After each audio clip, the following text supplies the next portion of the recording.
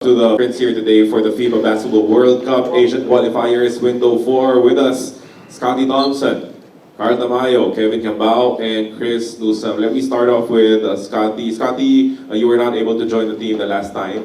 You were injured, you're coming off an injury. How are you feeling now and what made this the right time para makawalik ka na sa Gilas? Well, of course, truly blessed and honored again na makasama sa Gilas, no? Truly privilege na mapaglaro para sa bayan. And we know that everyone na nagkakaroon ng opportunity dito. And as long as I'm healthy, no, 100%, no, I always say yes para sa bayan. Kumusta na yung ano mo? For me, a lot better right now, no? Mas mahaba yung preparation, mas mahaba na yung napapractice ko. And malaking bagay yun na nakapaglaro ako ng first game kasi na-feel ko yung rhythm ng during games. So iba kasi yung pag game tapos practice lang. So malaking bagay for me and a lot healthier right now than before.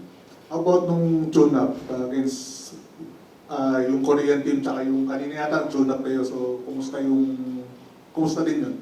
Okay naman, 100% better naman. So wala namang sumasakit and I'm ready to go. I think everyone sa amin, we're ready na.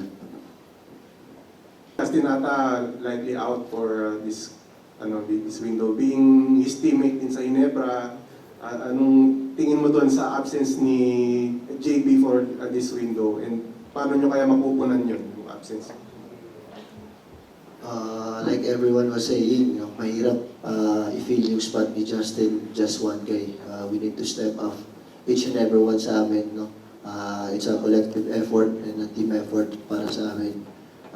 We all know talagang malaking barangay si Justin, but we need to face the reality right now na wala siya ngayon. So, we need to step up as a team.